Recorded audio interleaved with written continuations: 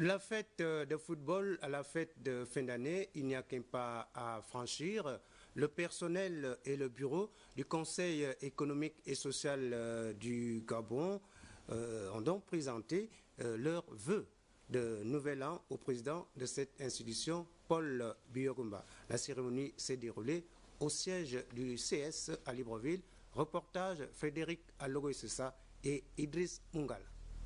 Comme en début de chaque nouvelle année, la tradition veut qu'on souhaite à chaque responsable d'administration les vœux de nouvel an. Le personnel du Conseil économique et social n'a pas dérogé à cette règle et Paul Biya-Rumba et son épouse Bernadette Biya-Rumba ont reçu cet insigne honneur de la part du personnel et du bureau de l'institution qu'ils dirigent. Premier de cordée, Raphaël Sadibi Bouka, le premier vice-président du Conseil économique et social, s'est félicité du travail abattu malgré les difficultés rencontrées.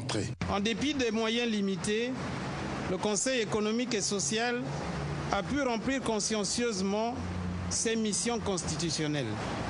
Cet abondant travail n'aurait pu être réalisé sans votre opiniâtreté et votre pragmatisme face aux difficultés de tous ordres et même parfois au découragement des uns et des autres.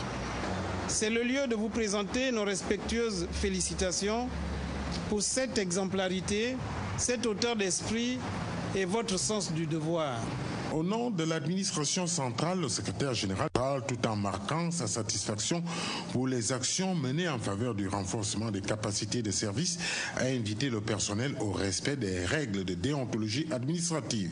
J'en appelle à la conscience de tous les agents sur l'impérieuse nécessité du respect des règles de déontologie administrative auxquelles tout agent public est soumis.